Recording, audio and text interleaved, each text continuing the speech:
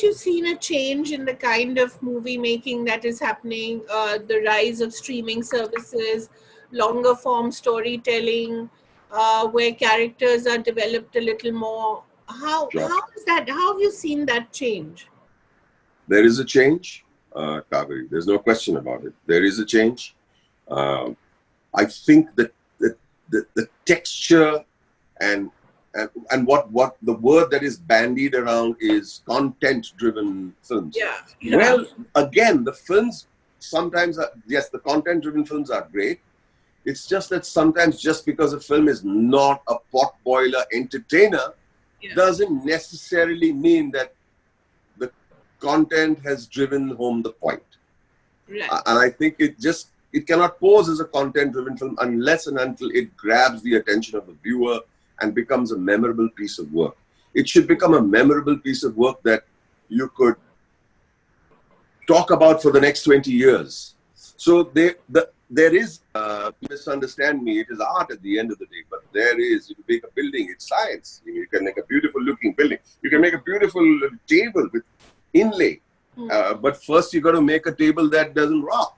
Right. That is steady, and that's what it's like. Then you put the inlay. So the intention, some of our films are wonderful. I mean, one of my favorite films in the last few years has been Piku. I'm so thrilled with the way Piku was made and why it succeeded, and how well it was performed and how well it was directed, and mostly how beautifully it was written. So that is something one has to inform. Even in your entertainer, I have been in every single entertainer that ever was and probably ever will be. But even in the entertainer, there has to be a story structure. You cannot take half an hour to just let's get started. Yeah. Let's do grand entries and another grand entry over another grand entry, another grand entry, and then you say, no, where is it? Where are we going? Where's the engine? Let's get out of Bombay Central Station. We got to get to Delhi, right? You know what I'm saying? So I feel even in the entertainment potboiler world, we can do better when it comes to structure. So how is it working with the students, with the directors, with what's it feel like? Is it refreshing, energizing? Kaveree, I can't tell you. I hate to say it myself, but it has been great learning, because teaching is also about learning. Right. Teaching reinforces. So number one. Number two, it's become extremely emotional, because a lot of people are finding there's depression. It's all around us. Yeah. There's a loss of hope, wondering whatever we're working on, when will it get made? When will it be screened? Let alone when it get made. Stuff that's getting made, we don't know when it's going to get screened.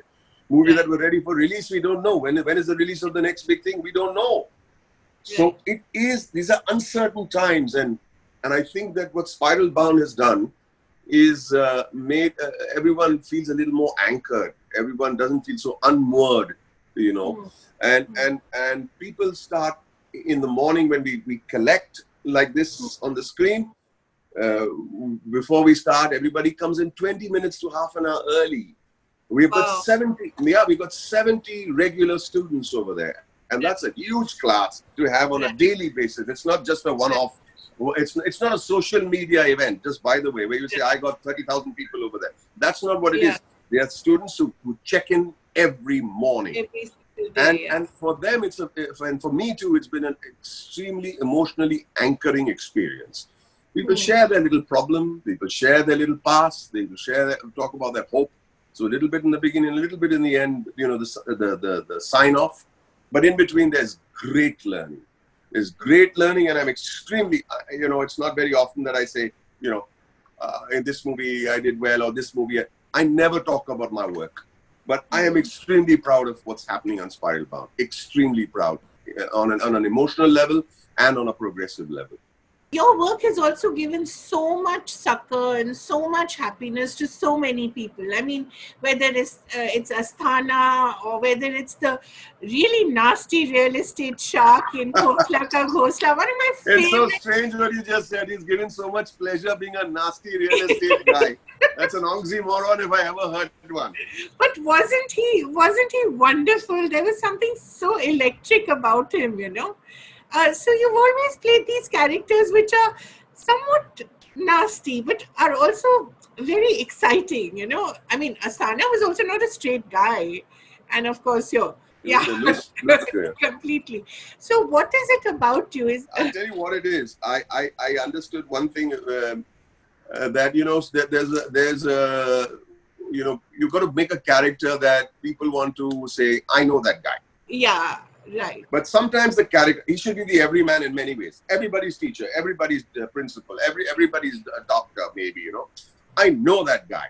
But then sometimes the guy that you know may not be that interesting. He could be very boring.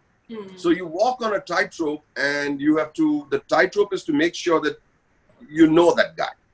Right? But then you make him slightly on the wrong side of I know that guy to make him interesting. And the moment he becomes a little too bizarre, you bring him back to I know that guy. So you believe him. It's believable. Believability is it's acting is lying. And how convincing is that lie is the question. Right. You know, so I think that I try to identify. Everybody says Vinu Sastrabudhe is like my principal. I said, really? Your principal walk like that, talk like that, have that stupid hairstyle? Say no, but something about him. So it is about identifying someone from many, and then making him specific. And that's a funny fun thing to do. Please like our social media handles and subscribe to our channel by clicking on the bell icon.